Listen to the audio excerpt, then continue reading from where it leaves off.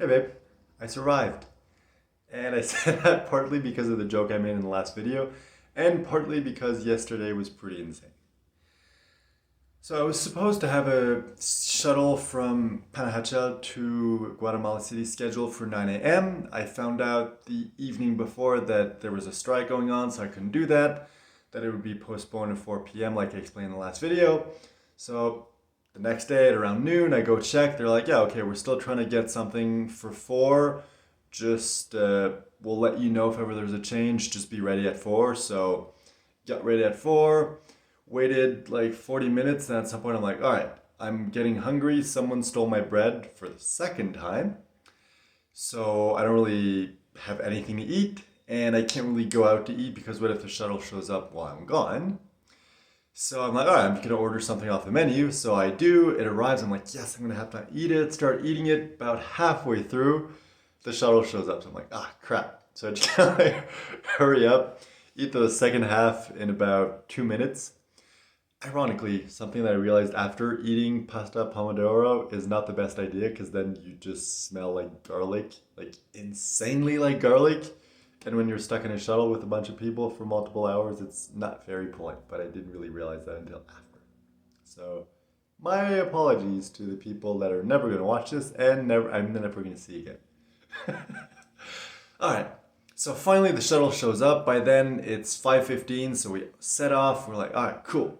We made it." But in the back of my head I'm like, "Okay, there's a strike going on. There's supposed to be roadblocks in places. I'm assuming they wouldn't schedule a shuttle unless it's possible to get by, but there are always chances we're going to hit a roadblock, be stuck there for a while, then have to go back." But then like 5 minutes go by, 10 minutes, 15. I'm like, okay, cool, everything's good. 20 minutes in, boom, hit a roadblock. I'm like, oh man. So we're stopped there for a few minutes. Eventually, I get kind of bored, so I'll go out, walk up ahead, look at the roadblock. Nothing very impressive, just like a couple of vehicles blocking the road and some people gathered there. So it would probably be super easy for people to try to push by, but I don't know what would happen if people tried that. So anyway, go back to the vehicle, chill there, talk with the other people, get to know them. Every half hour, like, all right, is this when it's gonna open? And every time it's like, nope. Then half an hour later, is it? No, nope. Okay.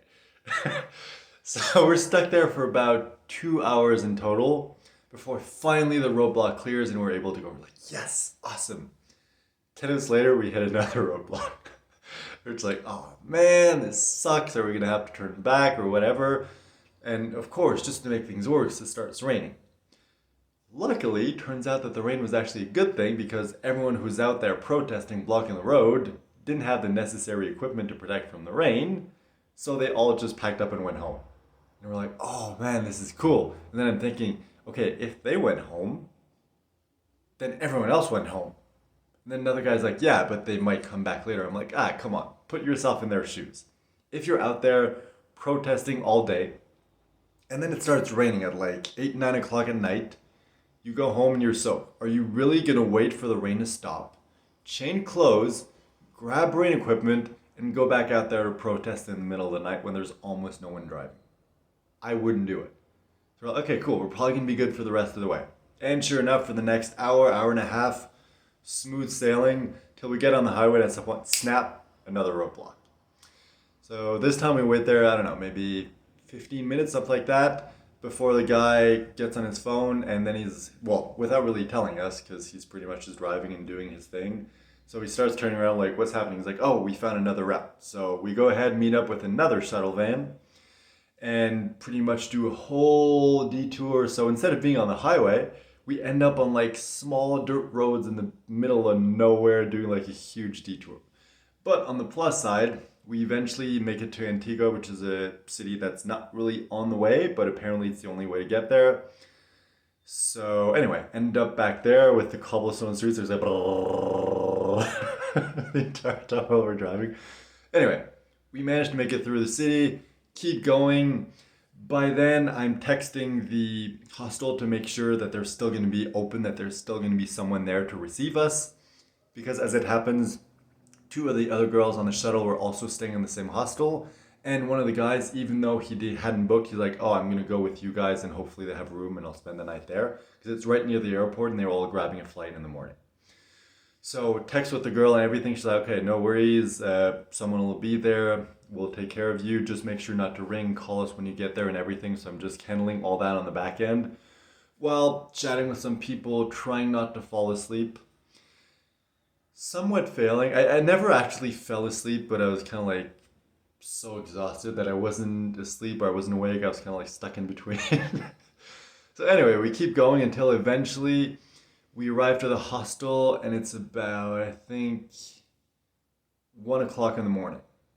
So overall, to get from Panajachel to Guatemala City, a trip that would normally take 3 hours, and that's 3 hours in Guatemalan time. If it was this distance in Canada, it'd be maybe 90 minutes. So anyway, a trip that's supposed to take 3 hours ended up taking 7 hours and 40 minutes because we hit three roadblocks. So by then I was completely exhausted, but at least we got into the hostel. Everything was great. We made it. Pretty much just threw my stuff in the room, passed out, and here's where I am right now in the room. And as I'm looking, I'm like, wow, I think this is one of the best lightings I've had in one of my videos. It's just, there was a curtain here kind of filtering the light, nice background, everything's really good. So I guess this was the perfect place to film a video. So yeah, that was pretty much my day yesterday. Pretty intense, but I made it in one piece. Everything is good. The only downside is the girl I'm meeting, we're planning, okay, I'm gonna arrive on Monday. Then we're gonna have part of Monday and Tuesday to plan the trip, and then on Wednesday we're leaving. Unfortunately, because of all the closure and everything, I don't know if we'll be able to leave on Wednesday. So we might have to delay a few days, so I might have to keep staying in the hostel for a few more days. But it's not that bad because for the very first time I finally have my own room. Because it was like, I don't know, I think $5 more per night. I'm like, you know what? For a couple nights, I think it would be nice to have my own room. And it really is. There's even a TV. Not that I really plan on watching much TV, but it's definitely nice to have my privacy. So yeah, that's pretty much it. Just got awake, took a shower, trimmed my beard, like got myself cleaned up because I felt like I was a caveman. I was exhausted from yesterday and everything. So I feel like I'm finally back to myself. So messaged the girl this morning, waiting for a response. She was feeling a little under the weather yesterday, so she might be sleeping in. But either way, today we're gonna meet, kind of figure out what the game plan is, and go from there.